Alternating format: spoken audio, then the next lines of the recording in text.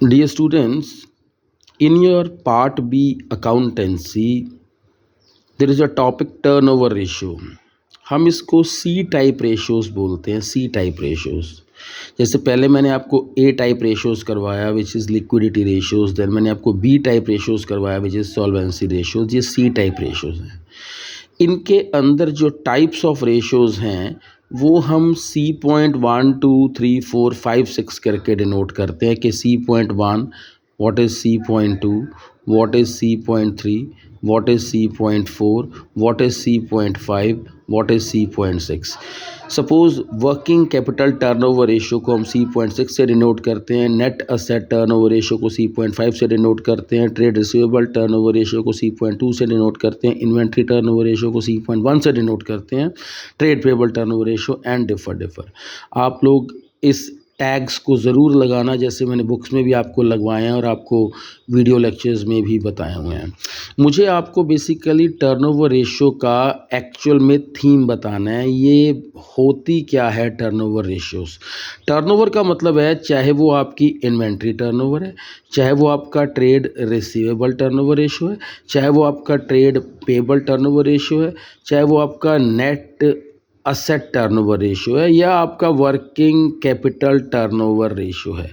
Turnover ratio का मतलब होता है स्पीड का मतलब होता है आइटरेशंस का मतलब है आपके कितने आइटरेशंस, कितने चक्कर, कितनी बार आपका पैसा रोटेट करता है, घूमता है।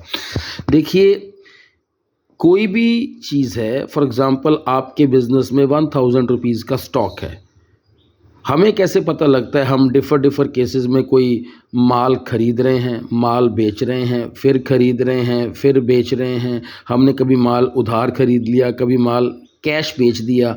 आपका लास्ट में जो क्लोजिंग स्टॉक बचता है बिज़नेस के अंदर, आप उसको कैलकुलेट करते हैं। ओपनिंग स्टॉक को कैलकुलेट करते हैं, कितना माल परचेज़ किया कैलकुलेट करते हैं, बाद में कितना क्लोजिंग स्टॉक है कैलकुलेट करते हैं, और देखते हैं कि बैलेंस कितना स्टॉक रह गया। अगर ये स्टॉक ओपनिंग स्टॉक से ज़्यादा है तो आप प्रॉफिट को कैलकुलेट करते हैं। कैसे पता लगेगा कि बिजनेस का स्टॉक कितनी बार आपका कन्वर्ट हुआ कैश में?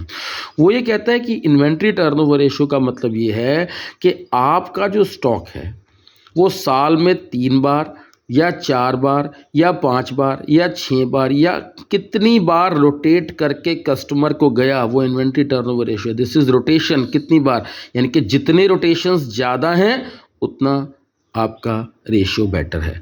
ट्रेड रिसीवेबल भी ऐसे ही है। रोटेशन का मतलब है आपके उधार का पैसा कितनी बार आपके बिजनेस में आपके कस्टमर से वापस आ रहा है, डेटर से वापस आ रहा है।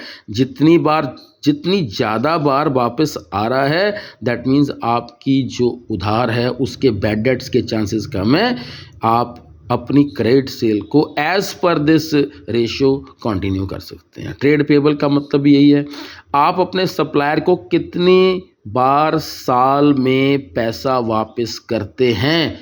जितनी ज़्यादा बार करते हैं तो दैट मीन्स आपके पास सेल उतनी है कि आप उनको क्रेडिट परचेज का पैसा वापस कर सकते हैं। जितनी ज़्यादा रेशियो है उतना बेटर पोजीशन है।